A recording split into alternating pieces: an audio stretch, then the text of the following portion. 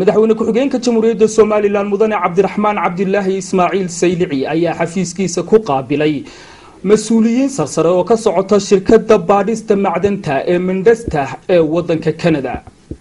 kulankan laba geesoodka ah ee dhexmaray madaxweyne ku-xigeenka jamhuuriyadda Soomaaliland mudane Cabdiraxmaan Cabdilaahi Ismaaciil Saylici iyo mas'uuliyiintan ka socday shirkadda baadhista macdanta Soomaaliland oo ka qabsoomay xafiiska madaxweyne ku-xigeenka ayaa la iskaga xog wareystay halka ay marayso bilowga hawsha baadhista macdanta Soomaaliland oo ay maalgelisay shirkadda Mareykanka ah ee Mandesta isla markaasina ay fulinayso shirkadda Nobian Gold.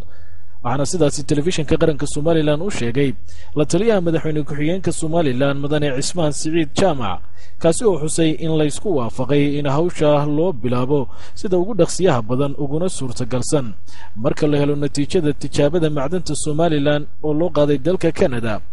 madaxweyne ku-xigeenka jamhuuriyadda Soomaaliland mudane Cabdiraxmaan Cabdilaahi Saylici waxa uu shirkadda u soo jeediyay in ay wada shaqayn toosan la yeeshaan wasaaradda macdanta iyo biyaha Soomaaliland oo qarankan uga mas'uul ah hawsha macdanta. Dr. Taka Bari oo ah gudoomiye ku-xigeenka Mandesta Group ayaa sheegay in shirkadoodu ay tahay mid si sharci ah u baadi goobaysa macdanaha Soomaaliland taasoo ilaa iyo hadda baaritaan ku samaysay 4,000 oo kiiloomitir oo ah deegaanka waqooyi ka xiga magaalada Hargeysa.